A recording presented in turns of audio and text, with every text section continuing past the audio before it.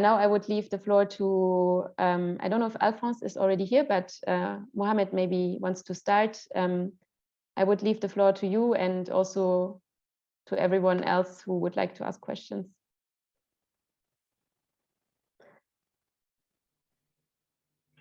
Thank you, Karla. Hello, everyone. I am Mohammad and I was participant in Move Europe program for 3 months. And I'm here today to share with you my experience with this program.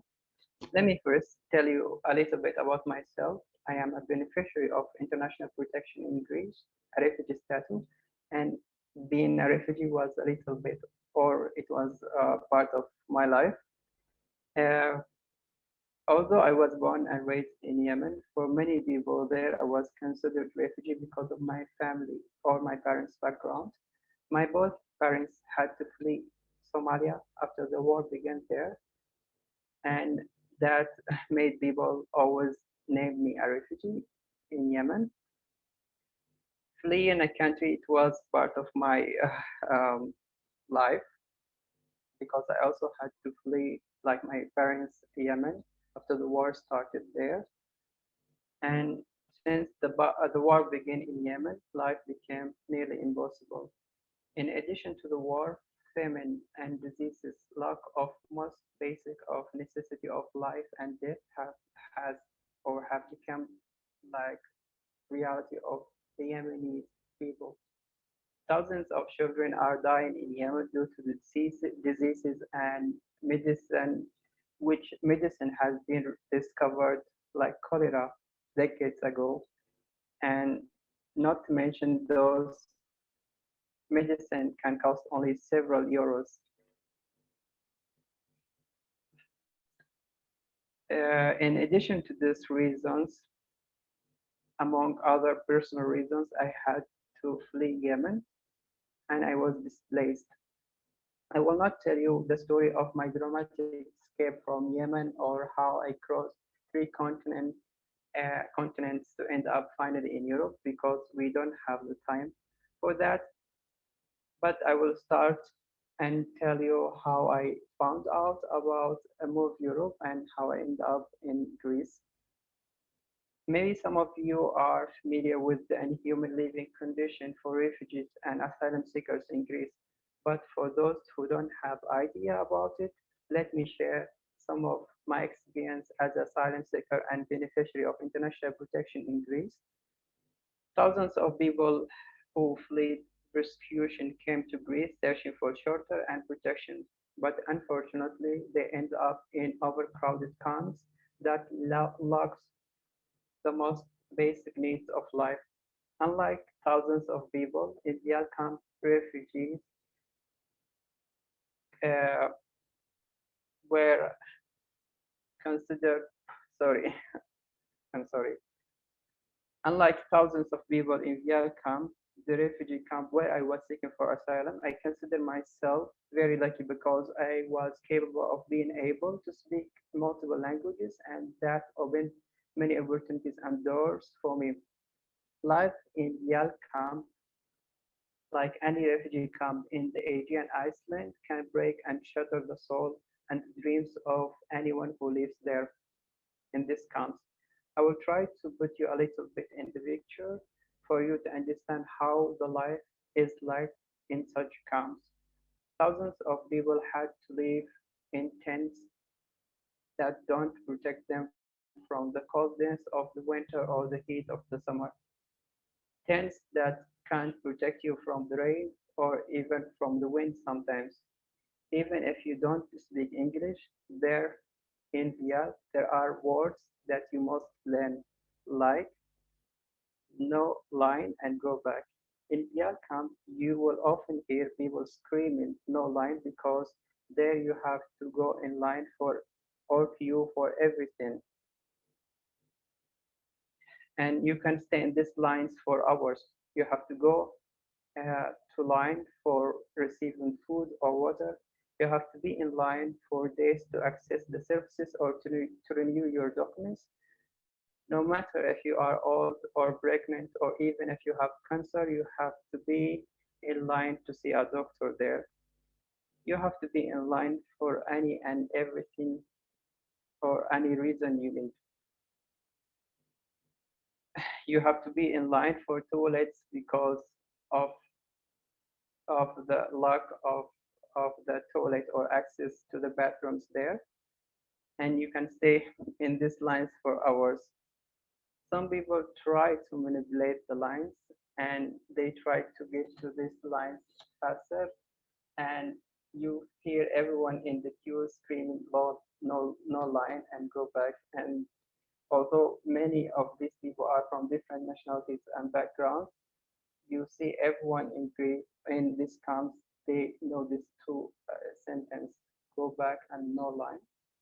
As I said before, I was lucky compared to many of these refugees because I was able to speak multiple languages.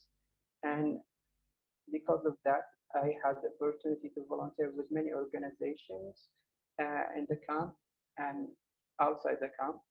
And then after a few months, I was able to get a job with a medical NGO in the camp.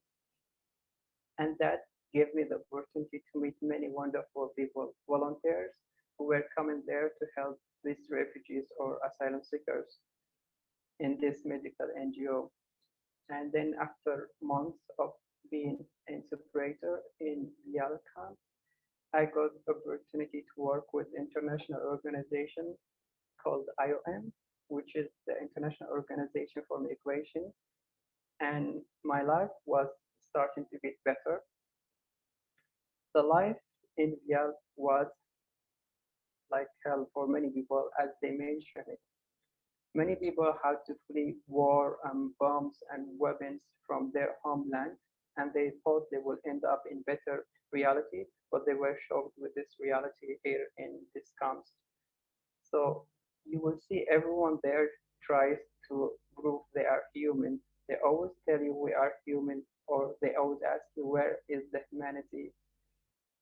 So as an interpreter in this place, it was very hard and it really destroyed my soul, and it caused no many of psychological problems and mental problems for me. So I decided to move from there, and I moved to the mainland, to Thessaloniki, where I started working with IOM, the International Organization for Migration.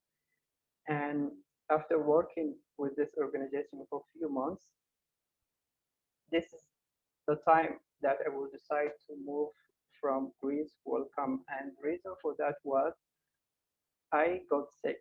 And for a few weeks, I was trying to go to the hospital. Although I was working there and I was paying taxes, but having access to the hospital was very difficult. From the first week when I was sick, I tried to wait. And then the second week, I couldn't wait anymore. And when I went to the hospital, I went to several hospitals and I was always told to go back to the camp and to bring permission to enter the hospital. Although I explained to them I don't live in the camp and I work here and I have health insurance, most of the time they tell you to wait there and they don't care how long you wait. And because you are in pain, you will just leave and you will not wait longer. So after being sick for like 3 weeks, in the last day, I was more in pain and I couldn't tolerate it anymore. So I decided to take a taxi, and I told the taxi driver to drive me around and to find a hospital that will accept me. And I was lucky that one hospital outside the city accepted to treat me, and I was hospitalized for 3 weeks. During the time that I was in the hospital, all I was thinking about was to leave this place. And I was searching for ways to go somewhere else where I can live and treated like everyone else. But the problem was for many refugees like me, when they finally guarantee the international protection, the only way they can move to other European countries is by seeking asylum. And this is what many people did. Many people I know personally, and most of those people were talented people. And I was searching for any way to go there legally because for me, it wasn't an option to apply for asylum again and to lose years of my life once more. So what I did was to contact one of the doctors that I met when I was working with the organization in Greece, in Chios. So I told her what I was facing and the problems that I was having at that time.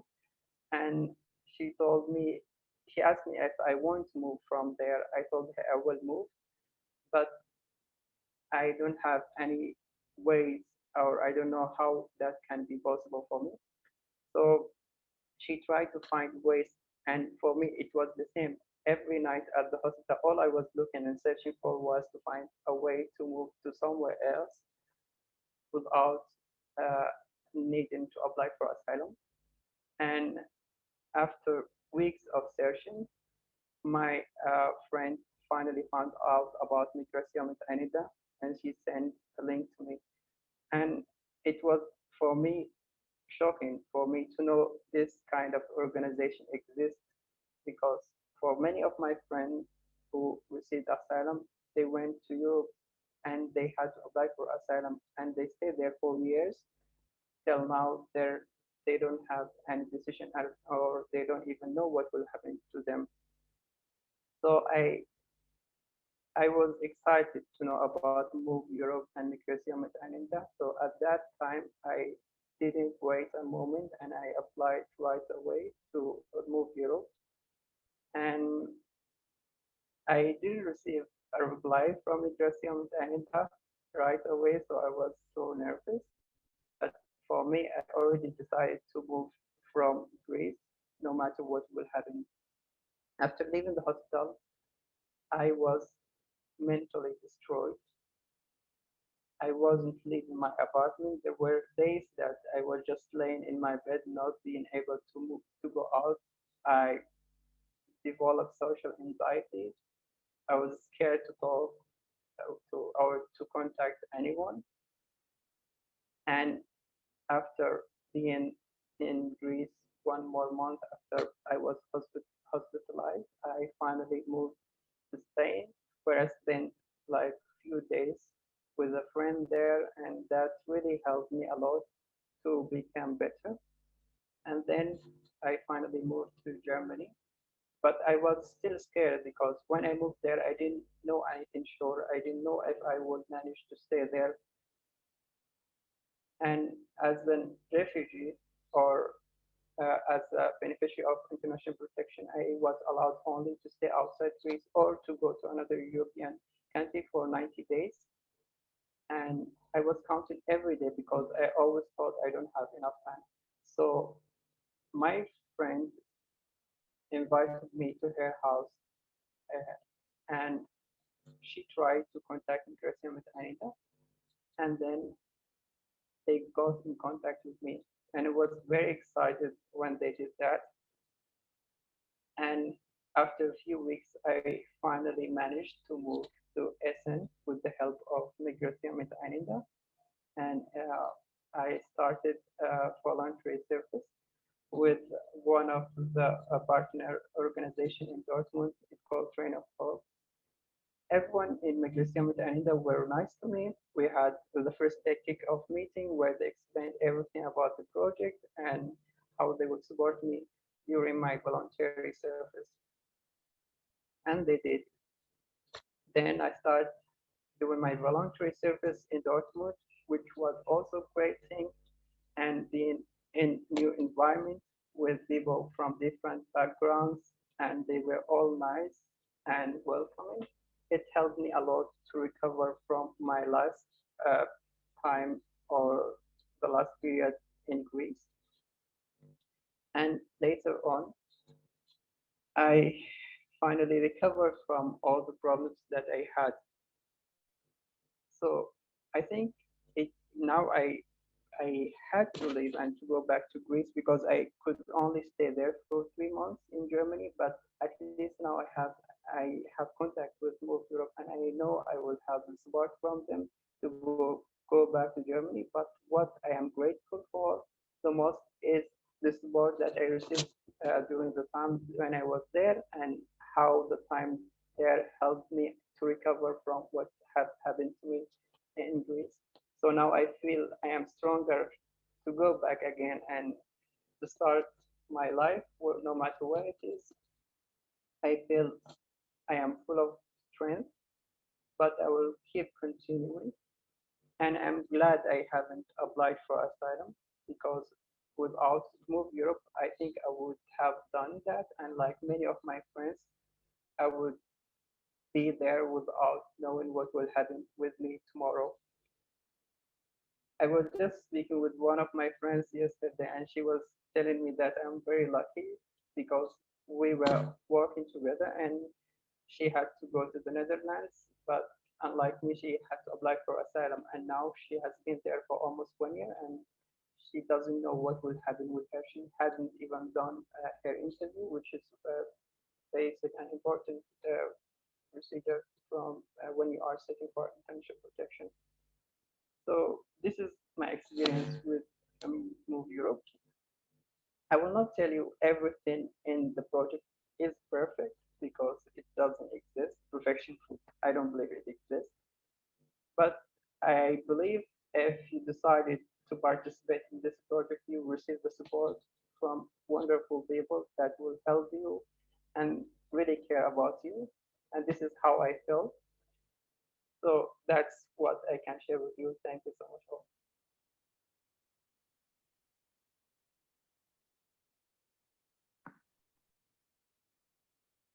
Thank you so much, Mohammed. You're welcome. Alphonse also is here now, but I wanted first to ask if maybe you can also ask Mohammed if someone wants to ask questions, or Mohammed.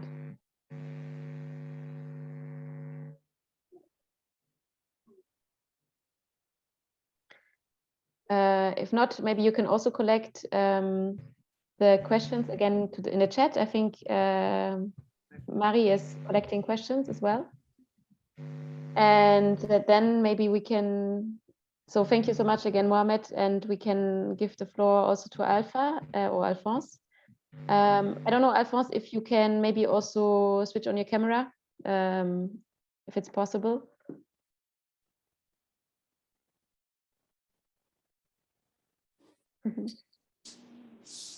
Hello.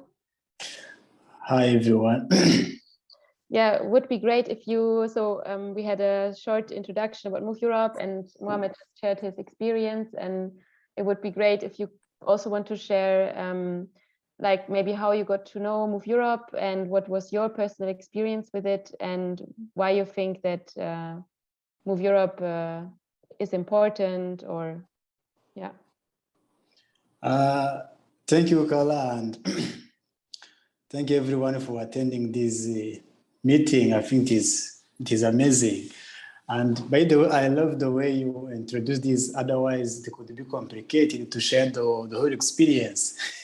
Because I remember I arrived in Greece 2019. And then I was thinking, how can I summarize the whole experience of over 2 years in short time? Because I'm not intending to speak for a long time. But by that short introduction, maybe that it's like there is a shape or frame of what I can be sharing. So personally, I got to know Move Europe. It was 2020 at the end, because when I was in Greece, I was thinking, what is going to be next? Because I was living on Lesbos. By the way, I don't know if you found so useful to say where I was the moment I was in Greece, because now I'm no longer in Greece. Carlo, do you think I need to say where I was? I mean, I think it's interesting. I think most of the participants here are from Greece, so it's up to you. Okay, nice. Just let me try to talk a bit about my experience in Greece. Yes, I arrived in Greece 2019 in September, and then I was living there until last year in July. So which means the whole 2020 I was there, and even 6 months of 2021, I was there. But of course, I crossed from Turkey and I reached Lesbos on the island. I think many people, they know that Lesbos is island, so there's no way to go out. So I think which is good for management of refugees or migrants, depending on some politics behind. So I was there for 1 year, I think, and something, because I was waiting paper, and I got my paper 2021, so around February. But even before getting paper, I was expecting to quit, because I was, yes, I see here I will get asylum. But what is the next? Because at the end of the day, when you are a refugee or migrant or whatever legal term you can use, when you are in the country, you have to think about what is next after getting the paper, because the paper just the process. You get your asylum status, yes, but what is next? You have to find out how you want to survive. So considering the reality on the field, I was sure that I need to go out of Greece. That was my personal conviction. So then, before even getting a paper, so because I started to look for opportunities in around November, September 2020. So I was planning, hey, I'm here, but when I will get paper, I will leave. I speak French. I was thinking France, but I was in France, maybe German, maybe Spain, maybe Italy, kind of. Because I was convinced not to stay in Greece. So, and then when I got paper, it was in February 2021. Before, of course, like 3 months before, because it was, I think, in November or December, this way I got in touch with moveurope program. And then you were planning, okay, when you will get paper, we will see the good opportunity for you. So for me, it was interesting because I was, okay, I'm going to get a chance to go to Germany, because I was thinking German is going to be better for me. Of course, I don't want to ignore the challenge of the language. I'm saying German language, but again, I didn't know even Greek language, and I was surviving in Greece. So for me, the language, yes, there is challenge of language, but again, yes, on both sides, there is challenge of language. But if you forget the language, what are the opportunities? So this way, for me, going to Germany was an interesting idea. And then I went, it was in June, but the initial plan, or maybe the way I went in Germany, was doing the volunteer service to the organization MIGMIT, or Migration Miteinander. Carlo, now I can speak German, Migration Miteinander. Yes, migration together, right? Yeah, and then the plan was, as the law say, you can go out of the country where you have asylum status, then you can spend 3 months. But if you want to stay more, you have to get a visa. So then I went there for 3 months. But the plan was, okay, I'm going to stay 3 months, volunteering, working on the communication, because I was working on the communication, their social media, YouTube, kind of. And then I was, okay, let me stay 3 months, as I am allowed according to the law. And again, I will go back to Greece. Then we start the process to stay for 1 year. That was the plan. And then I went there. So it was amazing, because the moment I arrived, moveurope was having the training in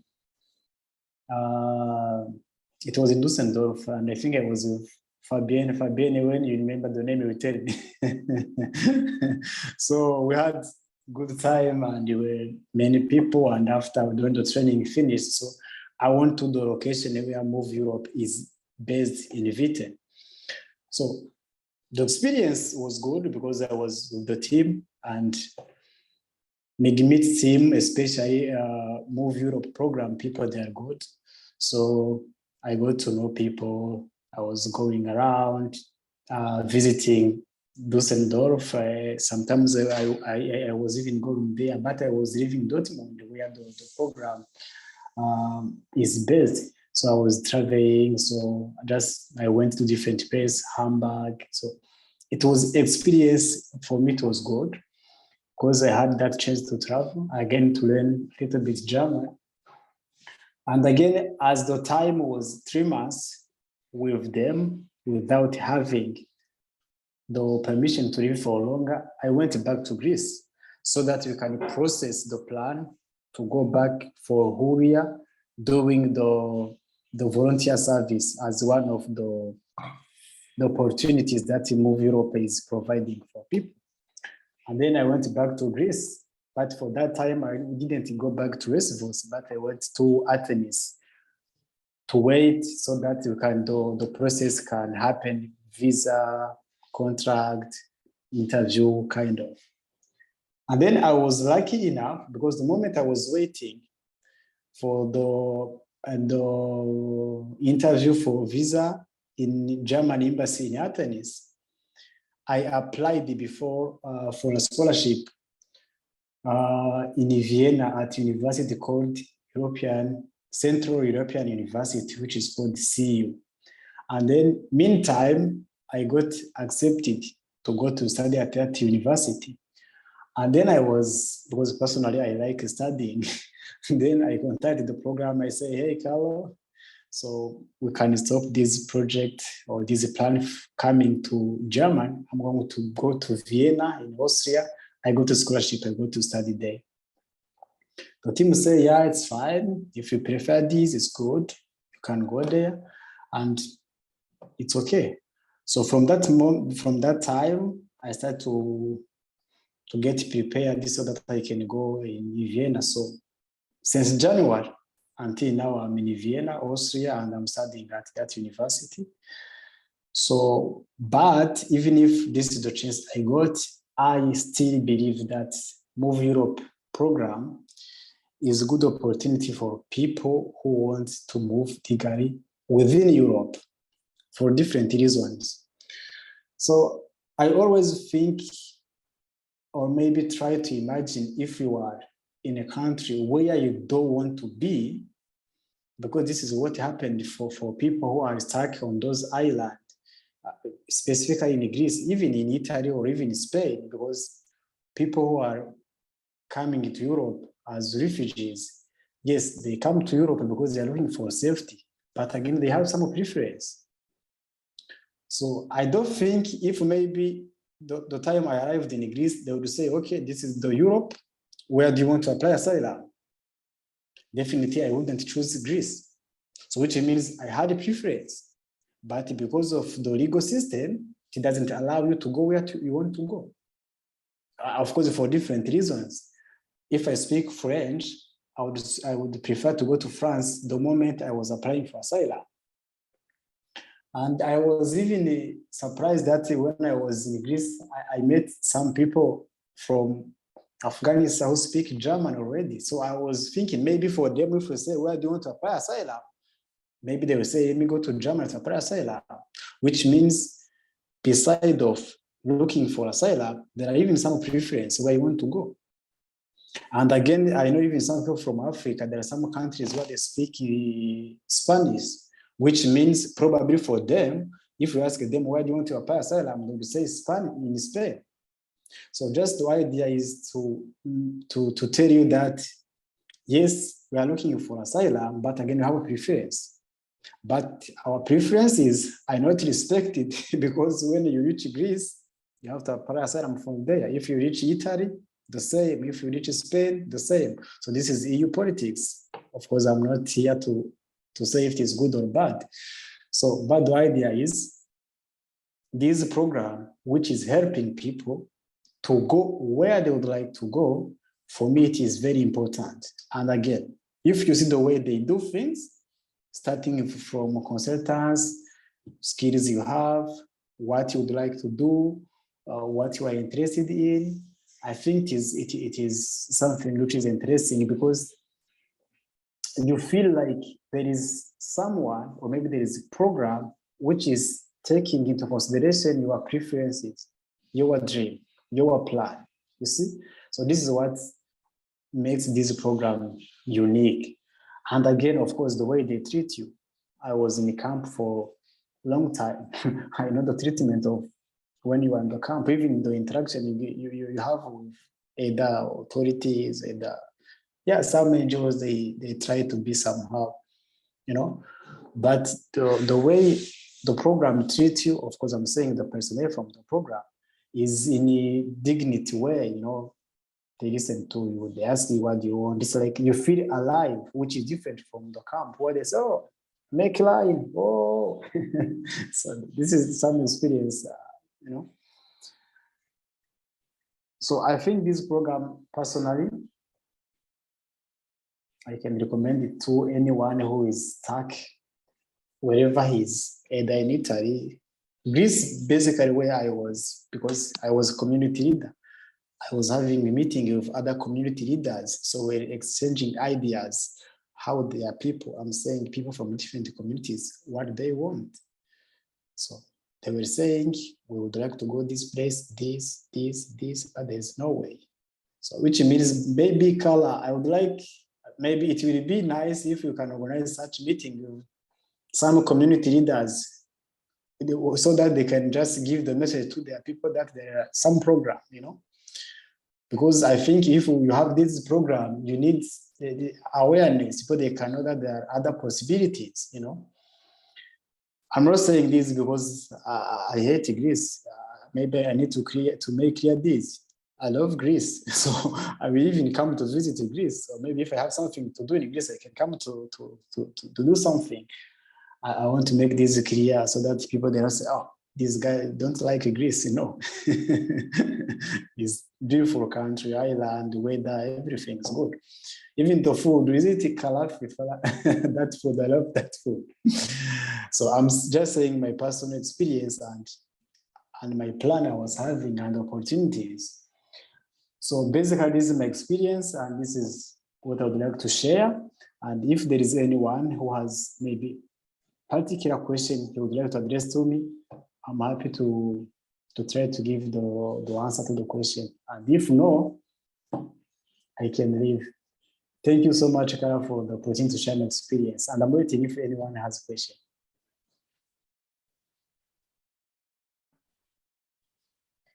Thank you, Alpha. Actually, there are two questions. There's one question that I just received here in the chat for both of you, for you, Alpha, and also for Mohammed. The question is, was it okay to find friends and integrate in Germany while being part of a project, or still just difficult? Maybe I can start. I think there are maybe 2 or 3 things that people can consider whenever they talk about integration. So, of course, integration is something which is wide, which is abroad, because it touches different aspects of life. But this experience that I have never even thought before, the language is the door of integration. So either me, I didn't speak either Greek or German, which means definitely they had some integration issues. And this is obvious. Even here in Austria, I'm learning German, but still there is this problem of integration due to the language. Again, if I go to Netherlands, maybe Fabienne, I should be speaking that. There is no, I cannot escape this, you know. And this is the reality, you know. Unless I go to France, where I speak French. And again, maybe there will be some issues, but not related to the language, you know. So when we talk about integration, the language is key, and as long as I don't speak the language, the challenge will be there. However, the environment itself matters when we are talking about integration. So if the moment I was in German, I was with the team who know me, people who hear me, people who understand me, people who are ready to support me, who are showing, okay, this is where you do shopping, this is where the place, the park, if they will take the train, some basic stuff. So which means it was easier in the sense of having people to support me. But out of this, let's say the weekend when I was in my flat, the challenge was there, you know. But basically it was because of the language. So in short, if you have people to help you, it is better. And if you are lucky enough to speak the language, of course, this is again our responsibility to know the language, because if you want to speak the truth, we came here. There are not people from here who came to our place, so we have to know the language. This is obvious. So, but this is what we are doing. The moment we know the language, I think it will be good. But short challenge is there, basically because of the language. But if you have people to support you, it is better. Yeah.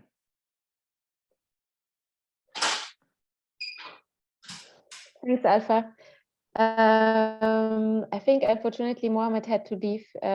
He apologizes because he had to work, so cannot answer the question. But if maybe there's some other questions that you would like to ask right now,